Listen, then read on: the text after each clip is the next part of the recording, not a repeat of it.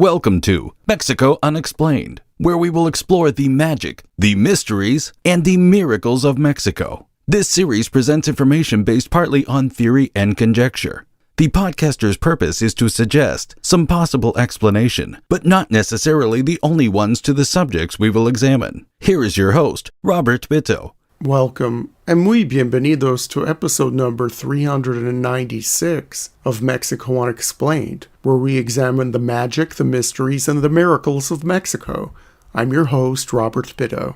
In the dusty royal archives in Madrid, there is an obscure 16th century account written by a Spanish monk named Antonio de Ciudad Real, who made note of an abandoned and ruined city located somewhere in the northwestern Yucatan, proximate to the Puc Mountains. Brother Antonio described the large buildings covered in the scrub jungle and paid specific attention to a mysterious labyrinth, a maze made of stone, found in the ruins. With the interpretation of locals who were guiding him throughout the area, the monk wrote this about the maze-like building. Quote, "This was the place where they tossed those who had committed great offenses, so that there they may die." End quote. The site would receive very little attention for nearly 3 more centuries, until the arrival of the famous duo of Stevens and Catherwood in 1842. They explored the site, made some sketches, and did a bit of digging, but soon moved on from these enigmatic ruins. Stevens and Catherwood also made note of the mysterious maze still standing at this yet unnamed place. The little-known lost city got its formal name of Oshkin-tok, after archaeologists literally found it set in stone on a monument at this place. The name glyph comprised 3 parts: Osh, meaning 3, kin, meaning day or sun, and tok, which has been interpreted to mean flint or hard stone. So loosely, the ancient Maya name for this place was Flint of the 3 Suns. The site has yielded archaeological evidence spanning from the late pre-classic through the late post-classic periods of Maya prehistory. However, Oshkin-tok emerged as a prominent center between the early classic and terminal classic periods, particularly during what Mexican archaeologist Carmen Varela identifies as the Middle Classic era. This means that the city's heyday lasted between about 250 AD and sometime in the late 1400s. Notably, Oshkin-tok boasts one of the earliest long count dates, recorded in 475 AD on the lintel of Structure 6 within the Acanal group. The latest dated monument at the site reads 859 AD. Excavations at Oshkin-tok have uncovered approximately 70,000 potsherds and 38 complete vessels, forming the basis for its chronology, primarily revolving around pottery types indicative of different periods in Maya culture. However, ongoing discussions among archaeologists persist regarding the interpretation of these ceramics, prompting the consideration of other factors such as architecture and iconography in the chronological framework. Like all other great cities in the Maya world, this city experienced a form of abandonment in the 10th century, although there was still a population living there for hundreds of years after what historians call the classic Maya collapse. By the time the Spanish monk Antonio de Ciudad Real arrived at Oshkin-tok in the 1500s, the city had been completely void of people for nearly 100 years and was thoroughly overtaken by nature. So, what does Oshkin-tok look like? The core area of the site comprises 4 main groups accessed from the north. A well-preserved entry arch greets visitors to the east, leading to a cluster of low structures. Further southeast lies the renowned labyrinth, or Tzat, initially mistaken for a cave due to its earth and vegetation cover. The building features intricate passages possibly used for ritual purposes. It is now closed to the public and is serving as a storage area, constituting the main focus of the Satun-Sat group. Adjacent to the labyrinth stands a small structure boasting exquisite Puk-style decorative stonework, believed to be the site's oldest building. Continuing southeast, the main pyramid overlooks the South Plaza, crowned by a temple structure and adorned with a sculpture bearing a kin sign, offering panoramic views of the site from its summit. On the northwest side of the South Plaza lies the Dzib group, encompassing several structures, including the ball court. Towards the east, beside the pyramid, sits a sprawling multi-roomed palace atop a raised platform, with a grand temple facing the plaza's eastern side, revealing a buried cache upon recent excavation, forming the Akanal group. The Akanal group, with its 3 pyramids, is thought to be the seat of power of the city, where the priests and members of the noble classes gathered and lived. An interesting feature at Oshkin-tok is a series of underground tunnels radiating out from the more elite Akanal group to the other parts of the city. It is a complete mystery why these tunnels were constructed and what they were used for. Further eastward lies a courtyard-centric complex featuring unique sculpted statues before a columned palace, while the north side hosts a palace structure with a chultun or cistern nearby. Transitioning through this area leads to a spacious enclosed plaza, showcasing a well-preserved arch in its eastern wall, flanked by a palace structure along the north side. To the south of the South Plaza stands the May Group, featuring a C-shaped courtyard with a central pyramidal structure bordered by low platforms housing smaller structures. Throughout the site, numerous other structures in varying states of preservation offer glimpses into Oshkin-tok's rich architectural legacy. The architecture at Oshkin-tok merits a separate and more in-depth discussion. It presents a fascinating amalgamation of early, late, and terminal classic Maya styles and includes influences from outside the Maya area.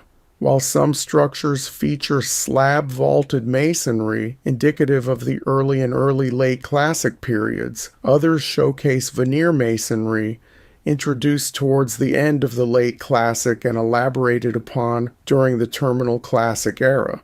Notably, Oshkin-tok serves as a prime example of the transition from traditional classic period architecture to what academics call Puk veneer masonry. Additionally, the site exhibits talud tablero architecture, commonly associated with central Mexican sites like Teotihuacan and Monte Alban, indicating diverse architectural influences across different regions and time periods. The architecture at Oshkin-tok is typically analyzed by dividing it into 4 main groups: May, Satun-sat, Akanul, and Dzib, which constitute the urban center and predominantly feature monumental structures. Although these groups are well defined by the site's excavation teams, this unique lost city holds potential for further exploration beyond these clusters, with a heavy emphasis on excavating monumental architecture such as temples, palaces, and multi-room structures. Like so many Maya sites, only a small fraction of the city has been excavated and explored, giving modern people only a glimpse into Oshkin-tok's former glory. To trace the architectural evolution at the site, researchers have compiled data indicating significant changes between different periods, transitioning from irregular to geometric designs adorned with elaborate stucco art and stone decorations, while retaining consistent elements like domes and arches for entryways and open spaces. Notably, while the Akanal group exhibits a concentration of Proto-Puk architecture, the May group displays early Oshkin-tok influences, later modified during the Proto-Puk phase. Yes, this is all very technical, but it serves to illustrate a dynamic architectural history at the city with overlapping phases and influences. A standout feature of Oshkin-tok is the building called Satun-sat, whose name comes from three Maya words, Tsat, Tun, and Tsat. This unusual structure is characterized by the enigmatic labyrinth, which has intrigued and mystified explorers and researchers alike since the site's rediscovery. This single-building stone maze complex has sparked intrigue regarding its purpose, with recent discoveries suggesting possible solar alignments in its ventilation shafts. Although the exact function of Satun-sat remains uncertain, evidence suggests its construction during the early Oshkin-tok phase. As mentioned earlier, this bizarre building is currently closed to tourists as Mexico's National Institute of Anthropology and History debates how best to preserve it and whether it would be a good idea to open it to the general public at all. Additionally, Oshkin-tok is renowned for its anthropomorphic columns sculpted during the late to terminal classic periods. These human figure columns are akin to the caryatids of ancient Greece and depict elites, warriors, and deities, potentially serving as precursors to similar sculptures at later Mayan sites. Despite challenges posed by looting, Oshkin-tok's tombs offer valuable insights into Mayan burial practices, predominantly featuring male burials of high status, accompanied by offerings like shell jewelry, jade artifacts, and tripod ceramics, underscoring the site's cultural significance across different historical periods. Fortunate for researchers, Oshkin-tok is a city full of glyphs and descriptive artwork which aid in understanding the history of this place and what life was like for the ancient Maya here many centuries ago. The primary source of information regarding the inscriptions at Oshkin-tok derives from the Dzib architectural group, encompassing the ball court, 2 staircases, and 18 stelae featuring various forms of iconography. While the stelae are largely illegible or uninterpretable due to significant erosion and decay, their placement in the late classic period is evident through other distinguishing characteristics. The 2 staircases mentioned are completely covered in writing. The precise meaning of the first staircase remains elusive and has only been partially deciphered. This first staircase is presumed to share similarities with the second one, which notably references a ruling family or dynasty by the name of Wallace, suggesting a dedication to this noble family. The Wallace family is also mentioned in inscriptions on other monuments and had a unique relationship with the sun god that archaeologists do not completely understand. Additionally, an enigmatic calendar wheel, possibly associated with the ball court ring, given their same starting dates, adds further intrigue. Inscribed with the presumed construction dates of 713 to 714 AD, the ball court ring provides valuable chronological insight. It's plausible that additional inscriptions or iconography may have been lost over time due to the rapid weathering of the karstic limestone and sandstone materials used in construction. Also, the city has been subject to looting over time.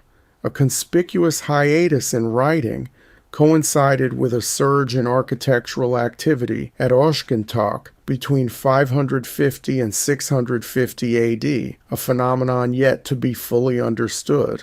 Another thing missing in the written record throughout the city are any references to wars, captives, or conflicts with neighboring cities. There are no records of tribute paid to or received from other Maya kingdoms. This lack of evidence of violence, along with the absence of fortifications at Oshkin-tok, leads archaeologists to believe that the people of this city enjoyed a relatively peaceful existence.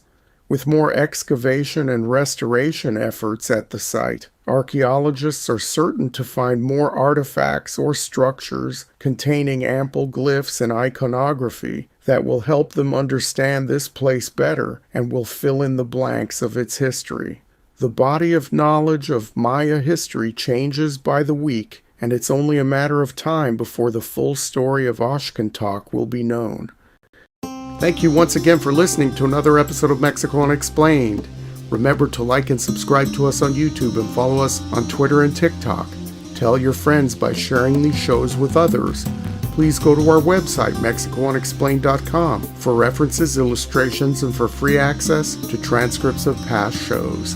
Please visit Amazon.com to purchase the books Mexico Unexplained, Mexican Monsters, and Mexican Miracles to get hard copies of the magic, the mysteries, and the miracles of Mexico. We appreciate your kind attention once again. Until next time, thank you and gracias. Thank you for listening to another episode of Mexico Unexplained with host Robert Bitto. For show summary, relevant links and commentary, please check out our website at mexicounexplained.com. Like us on Facebook and be a part of the conversation. Adios and hasta la vista.